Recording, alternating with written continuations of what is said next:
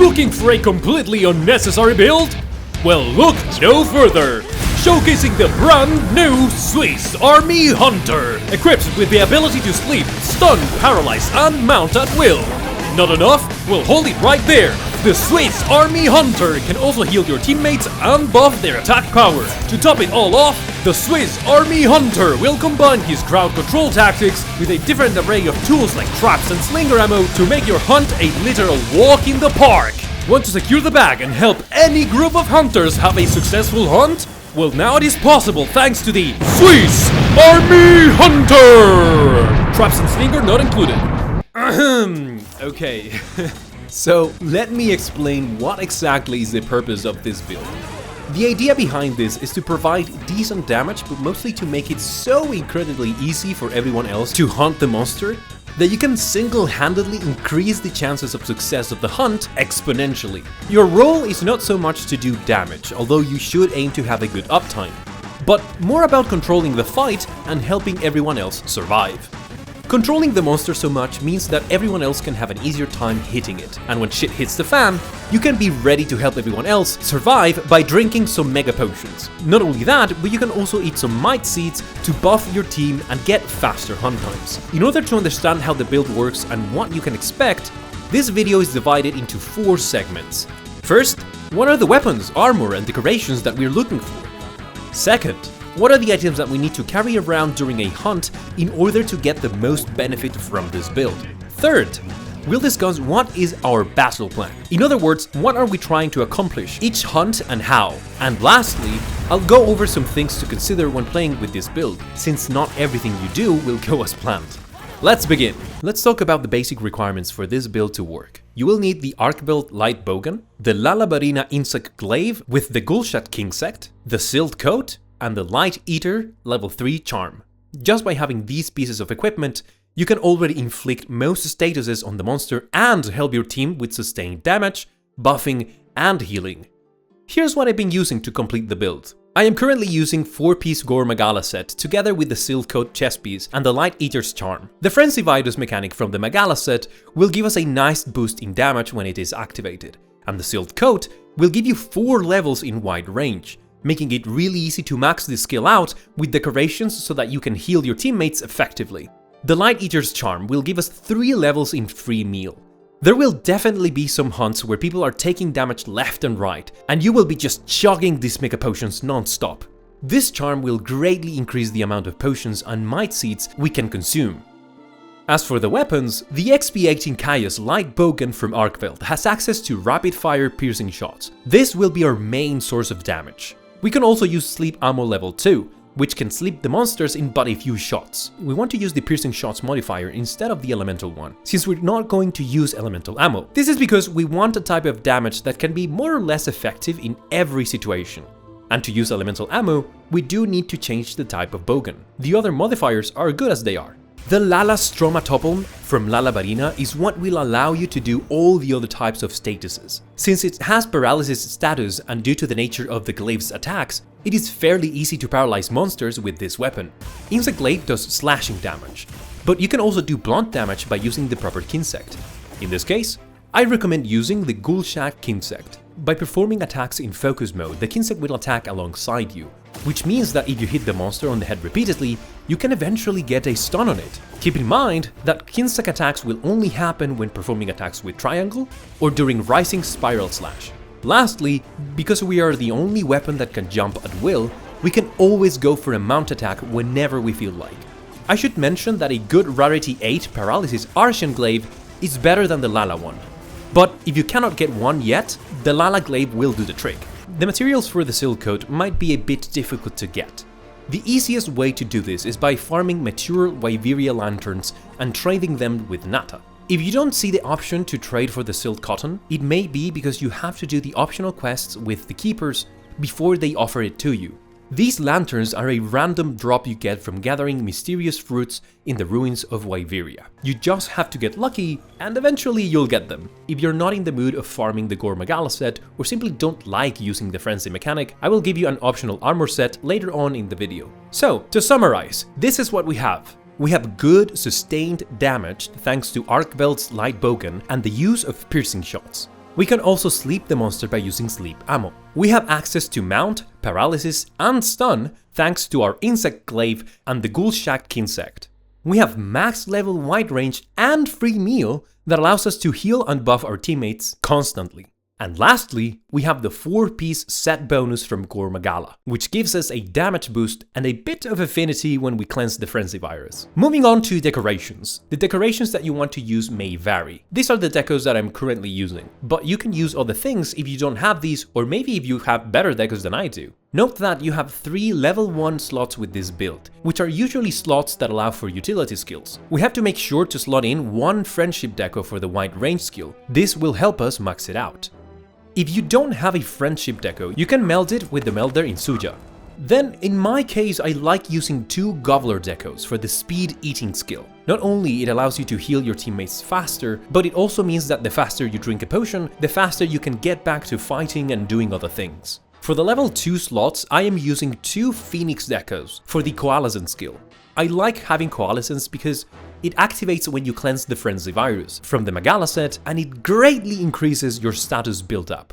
Since we want to be causing as many statuses as possible, I feel like this skill has good synergy with our kit. I also like using 2 Flawless decos for the peak performance skill. You are going to be constantly drinking potions, so it is very likely that you will be at full HP almost throughout the entire hunt. And this decoration gives you an attack boost whenever you are at full HP. Then, for the level 3 decos, I used 1 chain deco for the burst skill, which is just a very cost-efficient damage increase, and 2 challenger decos for the agitator skill that will also increase my damage and my affinity when the monster is enraged. In case you don't have this exact same setup for your armor decos, here are some good alternatives.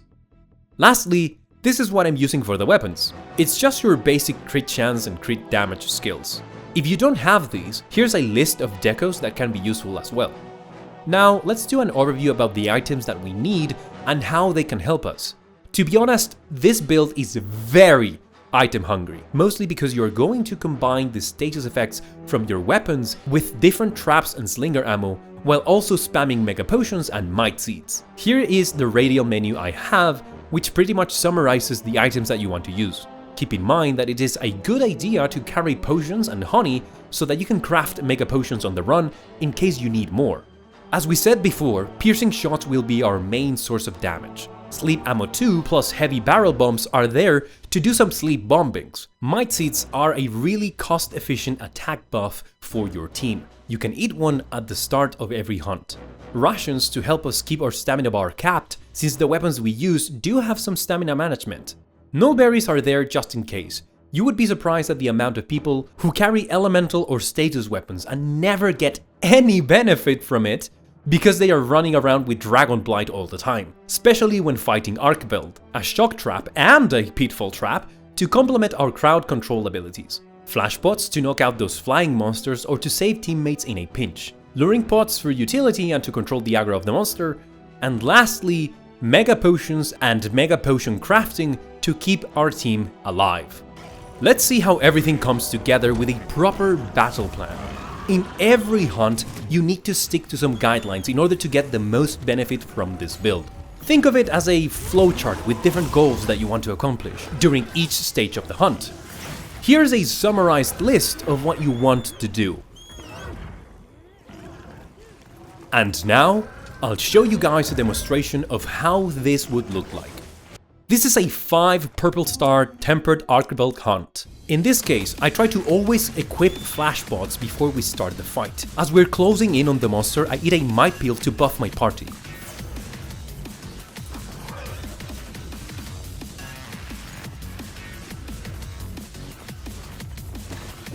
I see the greatsword user go for an ambush, so I prepare my sleep ammo.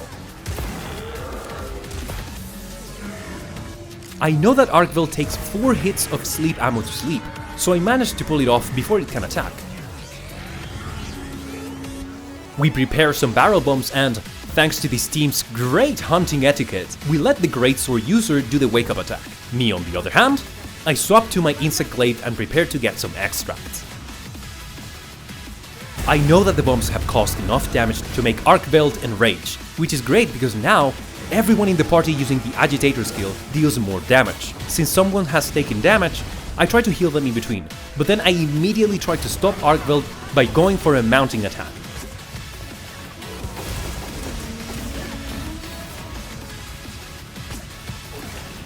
I'm only looking to control him, so I don't bother to open every wound possible and try to topple him as fast as I can. Coalescence is activated during the mount, which will help me for the next segment.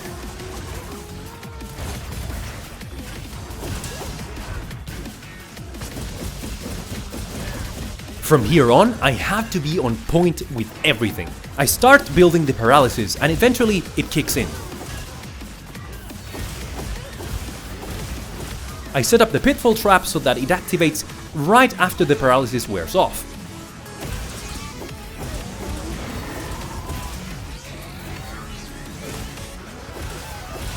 I keep attacking the head with my Kinsek moves in between, and I follow up the pitfall trap with a shock trap.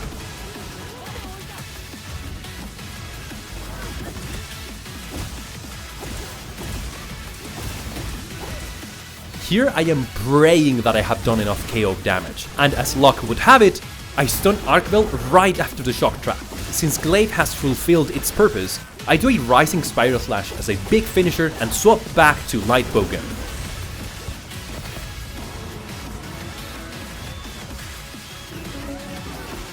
From here on, it's all about using Pierce ammo to do sustained damage to the monster and keeping an eye out on my party's health bars. This is where things like flashbots and luring pods can come into play. If the monster tries to fly, you can get yet another damage window by flashing them. Or if they try to escape, you can use a flash or a luring pod to keep them in place.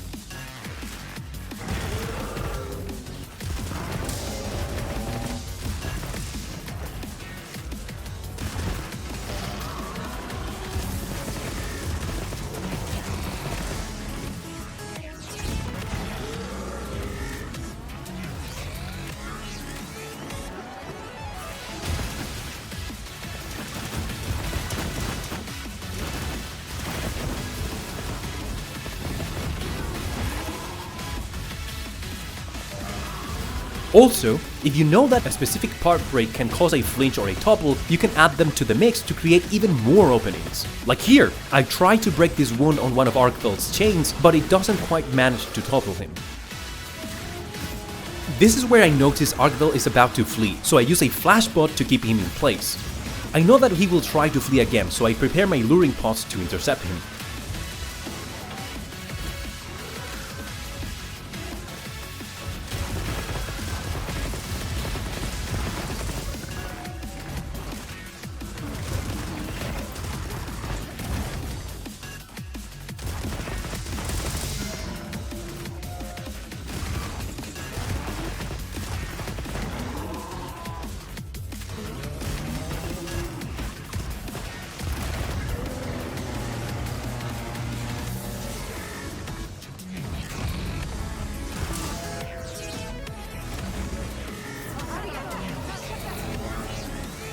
Since some party members have Dragon Blight, I quickly eat a Nullberry so that their weapons keep doing elemental or status damage. By now, I can already see the skull icon appear on the minimap, so it should be over any moment now.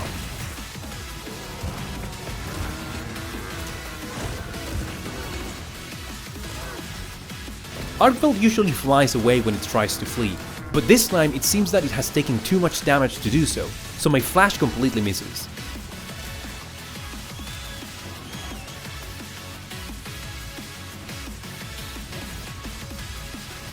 After a quick pursuit, we re-engage, but this time it gets a bit scary. I get absolutely destroyed by these people's elbow, and then some of my party members start to take heavy damage.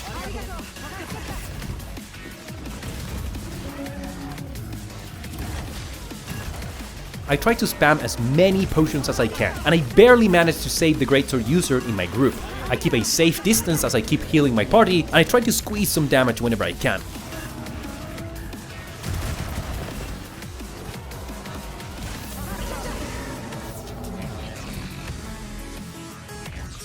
I go for a flashbot knockout during this jump, but since Arkveld was already flashed from before, it has no effect.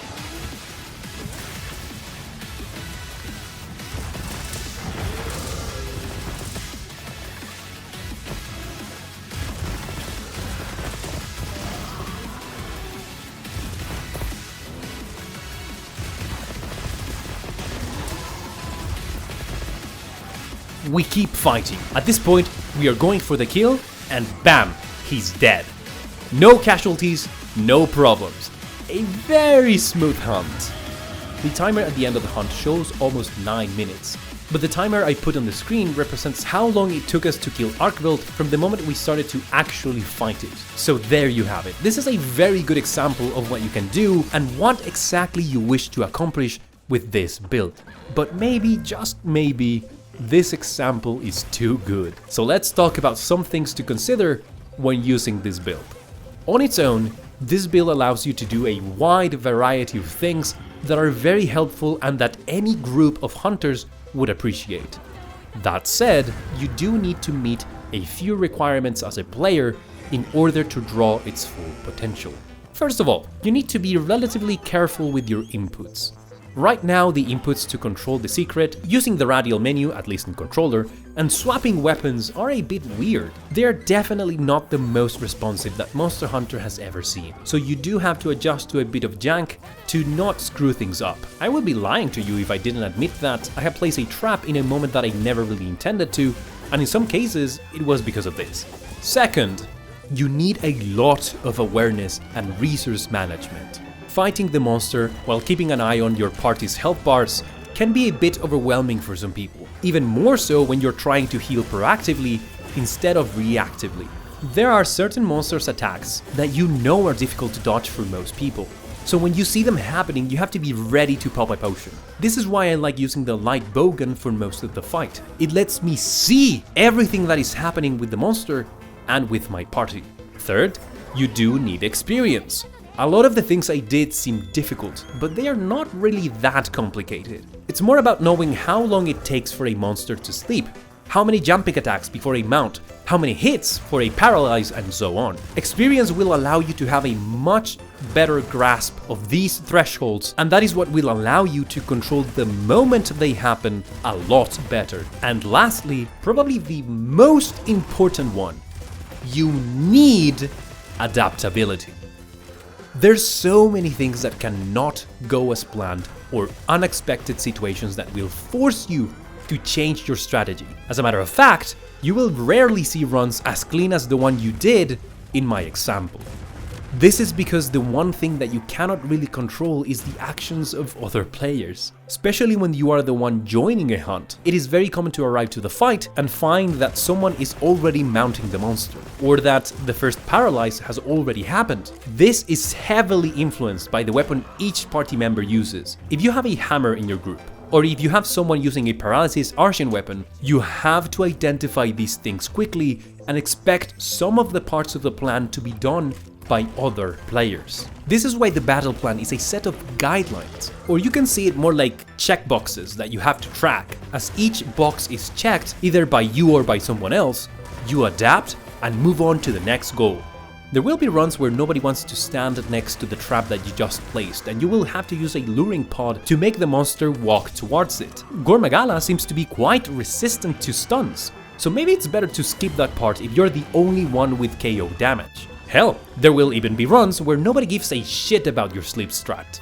Identify these things quickly, adapt, and move on to the next goal. If you cannot do this, you will find yourself kind of paralyzing mid-hunt because you won't be sure on what to do next. And that's okay. With practice, it all comes together. When in doubt, just put a trap down and start from there. So there you have it. This is my Swiss Army Hunter build. As I said before, if you don't want to use the Magala set, the Jin Dahad is also a good alternative. In the end, this is more of a concept than an actual build. I'm sure that there's things that can be changed or optimized better in order to create the same effect. The core elements just have to be the SILD coat, a combination of weapons that allows you to control the monster with different statuses, and a whole lot of items. I'm not currently using demon drugs, demon powders, or might pills because, well, stocking up on items is kinda slow right now. So might seeds will do on the meantime. Feel free to add as many other items you think you can manage. That's all for now. Thank you so much for watching, and I do hope that some of you guys out there found this interesting. As always, my name is Sun, and until next time.